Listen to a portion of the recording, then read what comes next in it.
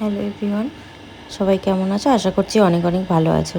আজ আমি তোমাদের সাথে অনেক পুরনো একটা ভিডিও শেয়ার করছি, বেশিক্ষণের নয়, 1 মিনিটে। এটা ছিল আমার মামা ঘরের আইবুড়ো ভাত। এটা সব থেকে শেষের আগের, সরি, না শেষ ছিল না, ওই 8 নম্বর আইবুড়ো ভাত ছিল। আমার সব আইবুড়ো ভাত খাওয়া হয়ে গেছিলো, এরপরে 4টে বাকি ছিল। কিন্তু ফার্স্ট আর লাস্ট আইবুড়ো ভাত ছিল আমার হাজব্যান্ডে, কেননা ও একটু ব্যস্ততার জন্য দেরিতে এসেছিলো, তাই জন্য ওর আইবুড়ো ভাত একটাই হয়েছিল।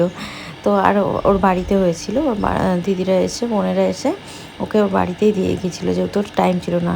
তো এই দিনটা খুব হাসি মজা করেছি বৌদিদের সাথে। তো এই পুরানো ভিডিওটা যাতে আমার স্মৃতি খাতায় থেকে যায়, তাই জন্য ইউটিউবে ছেড়ে রাখলাম। তো এই দিন আইবুড়ো ভাত দুজনে একসাথে খেয়েছিলাম প্রথমবার। তো খুব মজা হয়েছিল, খুব আনন্দ লেগেছিলো। তো বিয়ের দিনটা কবে আসবে সেটা সবসময় মনে ভাবতাম।